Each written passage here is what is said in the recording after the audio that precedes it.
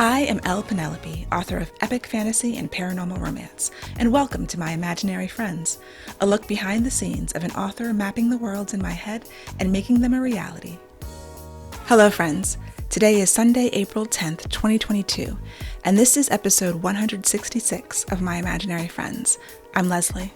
So this week's best thing is Atlanta Season 3, the TV show.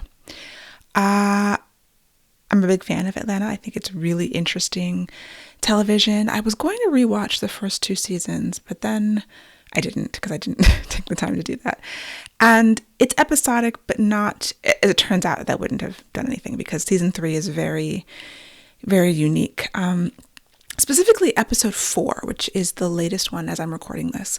If you've never seen Atlanta, you can drop into season 3, episode 4 and watch it. And I highly recommend everybody watch it because it doesn't actually have any of the main cast members. It's completely standalone.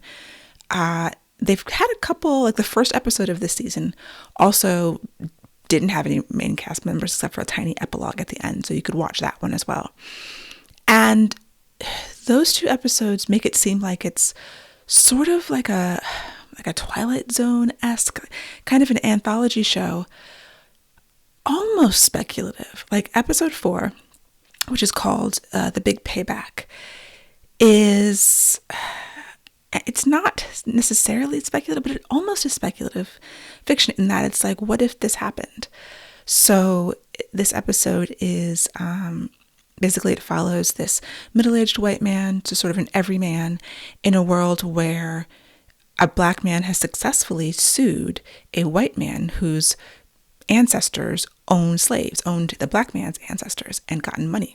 And so now any white person is sort of at risk of being sued by a black person for the lost wages of their ancestors. And it happens to this guy who's the main character. And it's darkly funny, but also like psychological horror. And you're empathizing with this man. It's just like a normal, he's not rich or anything. He's separated from his wife and you're just seeing his daily life. And he doesn't have any money. And the show is really interesting in what it does. It's layer upon layer of meaning. It's not taking a specific stand. Like after I finished watching it, I was like, I asked my husband, what do you think they were trying to say? And he was like, I don't know. And I was reading some reviews and then I went on Reddit to read what people were saying. And it's interesting because some of the reviews were like, oh, this is the anti-CRT episode. And I don't think it's that simple, which is critical race theory, of course. Not familiar. I don't think it's pro or anti-reparations necessarily, because I think that during the course of the episode, it really interrogates what would it be like if we had some kind of reparations like this? Can we charge individual modern day white people for the sins of their ancestors? And that in and of itself is sort of a ridiculous notion. And then at the other end, you have a character who is sort of saying why it's not ridiculous. I think it was fabulous, fantastic television because it does make you think, it makes you ask questions. I think you can see your own point of view in it if you look, but if you keep looking, you can see the opposite point of view, in my opinion.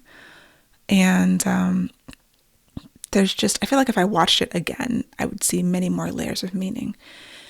So yeah, that was just really, really great television. Like I said, episode 4, you don't have to see anything else on FX, but definitely check it out. And I think about the writing of that episode. There's different things happening in it. And how did they come up with that idea? And how did they layer so many things into it? I really would be interested. I've seen an interview with the actor, Justin Bartha, who's from The Hangover. I have to look again to see if there's any interviews with the writer to see what she was thinking of, because in a million years could I have ever come up with something like that? When I see things that I admire and I try to pick them apart and wonder, what was the way in?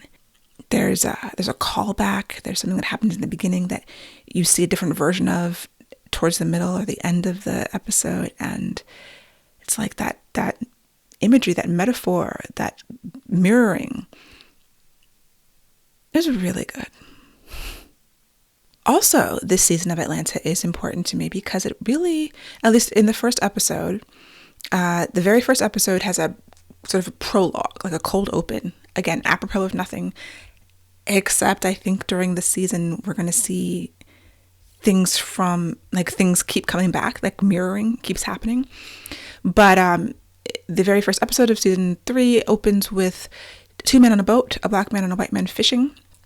And the white man is telling a story about, I don't think they name it as Lake Lanier, but it seems very much like Lake Lanier, which is a lake north of Atlanta in Georgia that was built on top of a black town. And you can also just watch that beginning prologue if you're interested in that. Because what I'm writing about for Orbit Book 2 is black towns, is drowned towns. And, I did a lot of research on exactly the story that he was talking about. And I noticed that, that wasn't quite right. I looked it up again because people, obviously I've been doing research for months on this. So there are kind of folklore, that lake, which was, the result of not just a black town. There's lots of towns underneath that lake. But the rumor is that it's haunted. There's kind of black lore, like don't go to Lake Lanier because over 500 people have actually died in that lake since it was created from a dam in the mid-50s, which is a lot of people to die on a lake.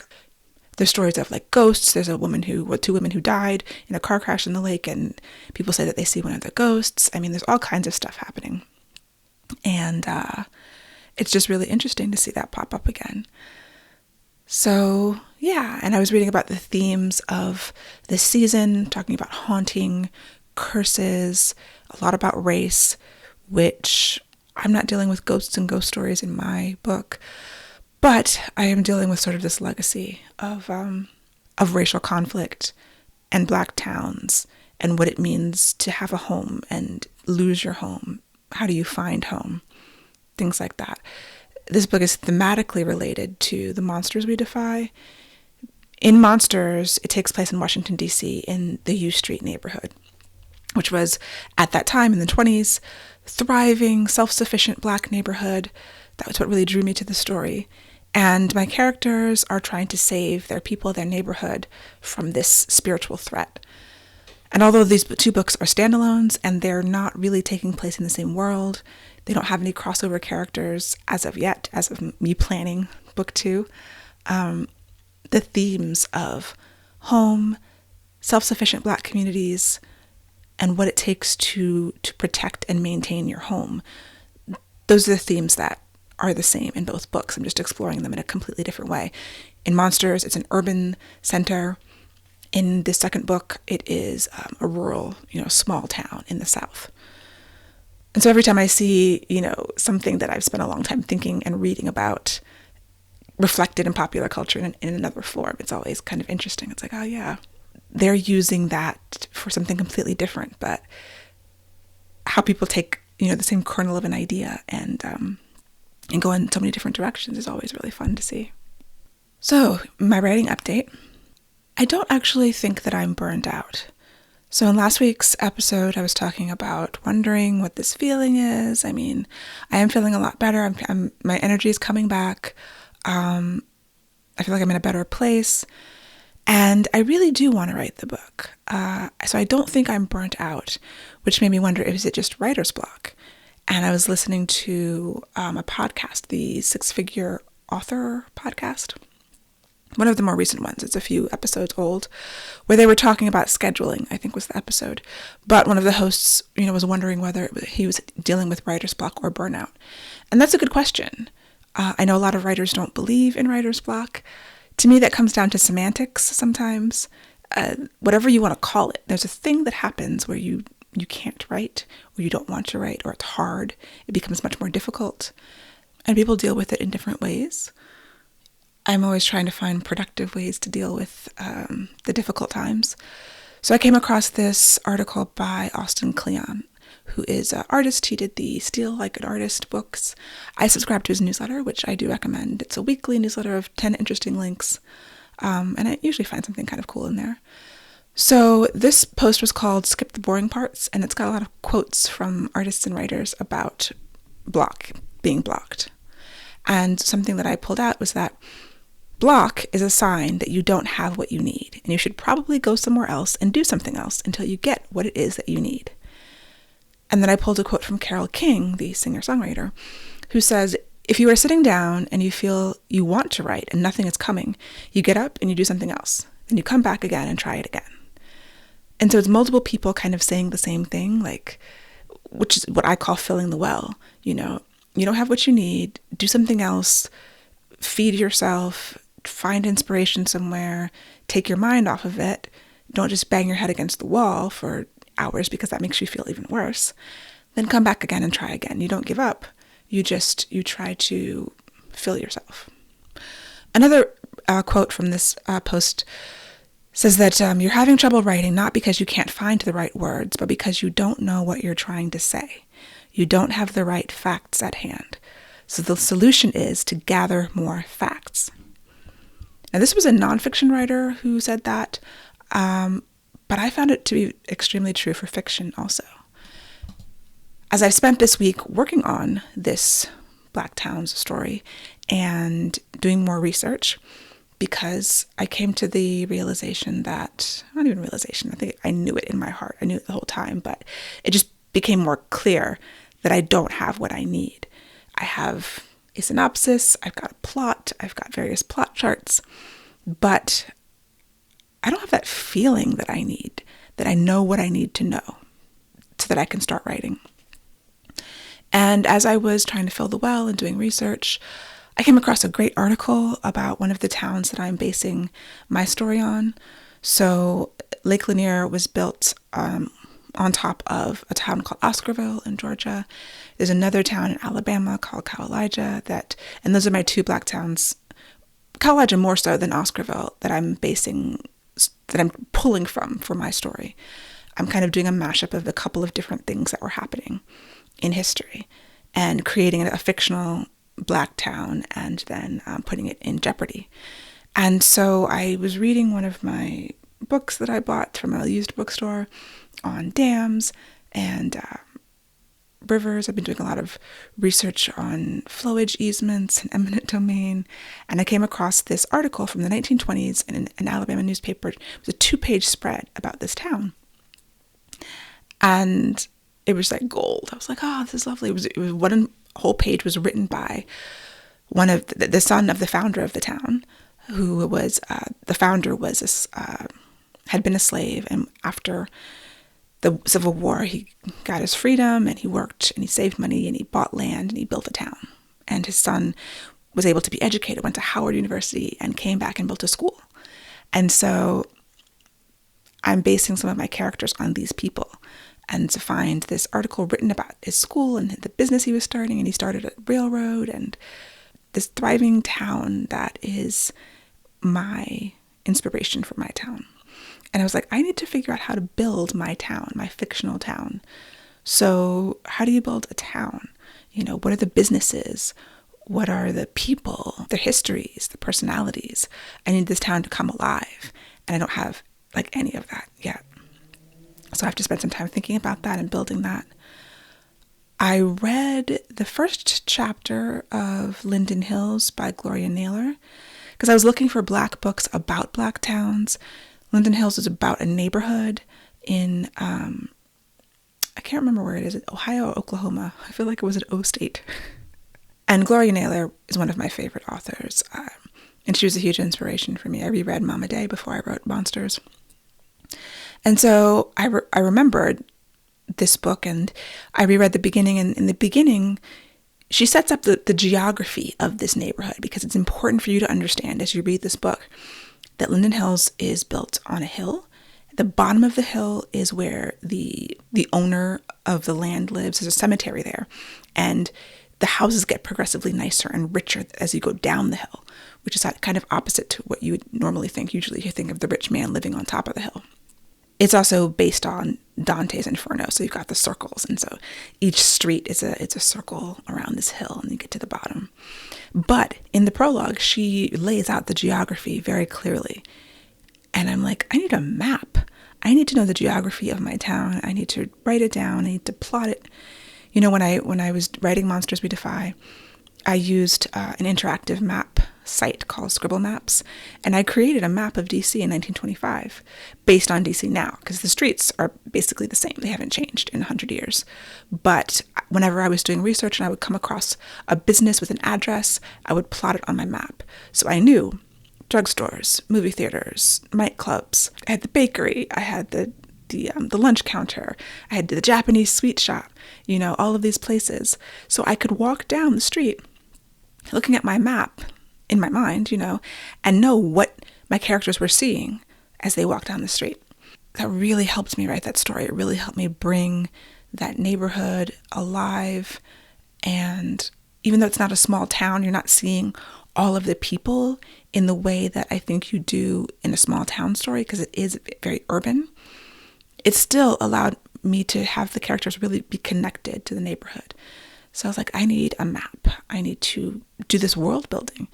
And this fictional town is going to be in our world, quote unquote, but like I'm not doing second world fantasy for this part of it, but I still need to build the world, and I haven't done that yet. And I really can't start writing until I do.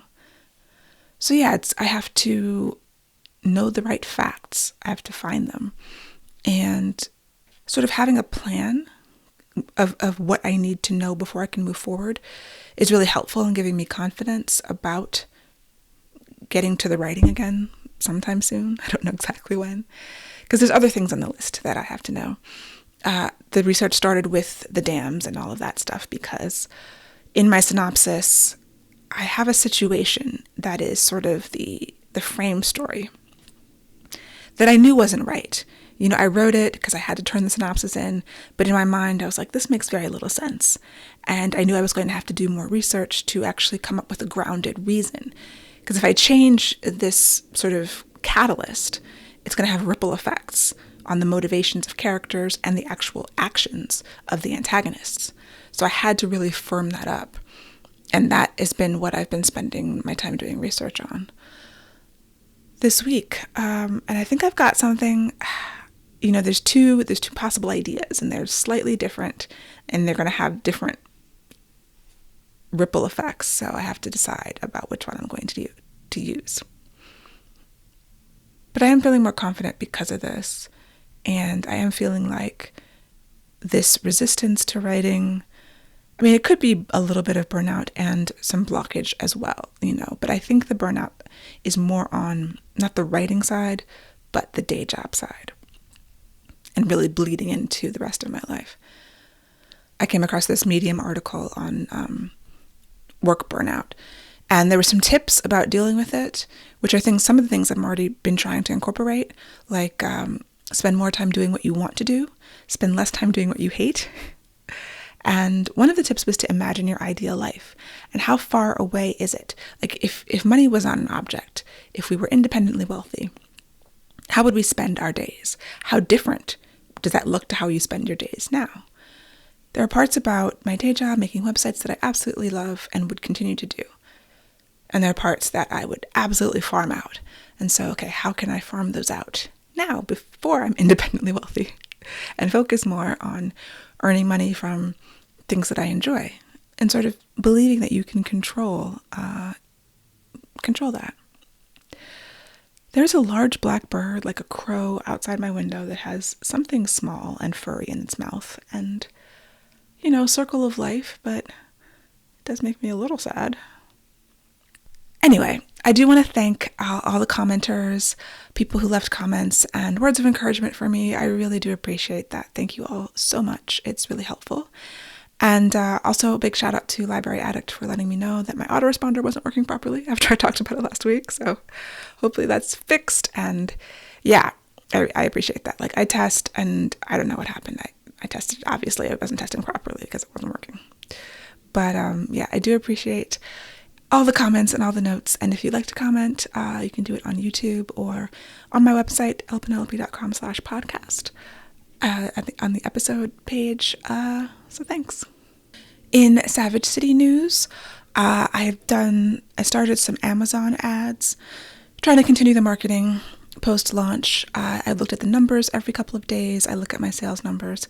I don't want to check too often because that would kind of drive me crazy, but I do need to know what's happening. And I'm actually really pleased with it. It's moving forward and more people are finding the books. The reviews are starting to come in, which is really nice too. If you have read Savage City, I would really appreciate a review. If you've read any of my books, please review on Apple. Apple, I've never seen a reviews on Apple. Amazon and Goodreads, but any retailer I'm sure is fine. I think Amazon and Goodreads are kind of the ones most people look at, but yeah, that would make a big difference. My ad strategy is I will make a budget, probably a couple $100, since this is only one book right now. The next book's not coming out probably for a year, maybe less, we'll see. But it's more about visibility and that old marketing adage where someone has to see a product 7 times before they buy it. So at least, even if they're not buying it when they see the ad, it's another hit, it's one more in that tally. And so Amazon ads, there's a couple ways to do them. I have one ad that is automatically targeted, where you just let Amazon figure out where to show it. And then you can specify keywords. So I went through and I created a list of about 50 keywords, which are mostly other authors, other paranormal authors, other Black speculative fiction authors, and some book titles as well. So those ads are going on. I'll do this for a couple of weeks until I run out of the budget, and then I think I'm going to try some BookBub cost per click ads also and do a small budget on that. And those are the ads at the bottom of the BookBub emails, so not the featured deals.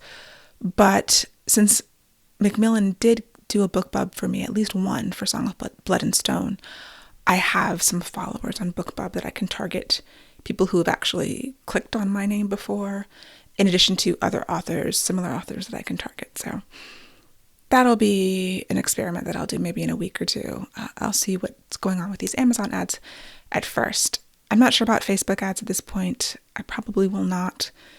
I might do that as a strategy like later, like next year, or when the trilogy is complete and I can discount the first book and do that whole thing. Amazon is a little bit easier to deal with in terms of advertising. And I've done BookBub ads before a while ago. Facebook ads are just, they're a little bit daunting. And I know that ads in general have become more expensive and less effective over time, but I'm not afraid of advertising, even though it's one book, as long as I have a set budget. And then after that, it's like, okay, I guess I'm open to reevaluating if the ads go really well.